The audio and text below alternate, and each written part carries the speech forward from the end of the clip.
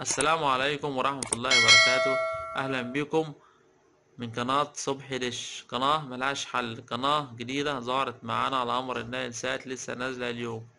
القناة بتجيب أحلى القرآن الكريم، أحلى المشايخ القرآن الكريم. القناة شغالة مشاري راشد العفاسي، خليكم معايا عشان نجيبها.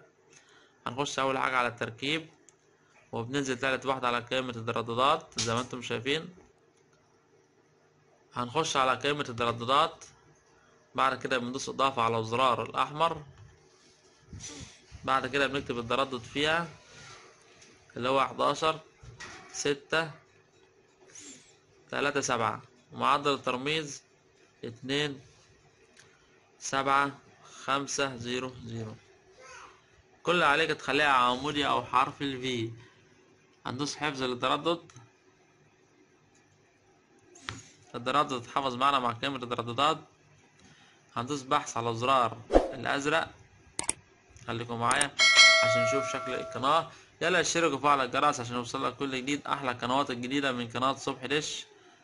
هنخلي نوع قنوات المجانية، وهنقول له بحث، لا التردد بينزل.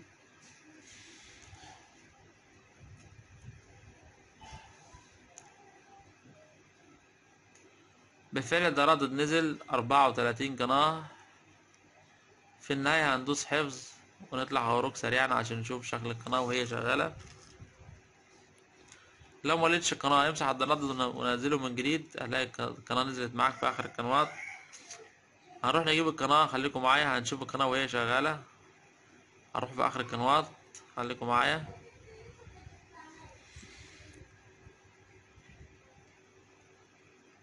هنا في الآخر زي ما انتم شايفين القناة نازلة اهي، زي ما انتم شايفين في الآخر شغالة زي ما انتم شايفين اهيت. وهنا الشعار القناة، شكل القناة شغالة أحلى مشاري ورشد العفاسي من أحلى القرآن الكريم.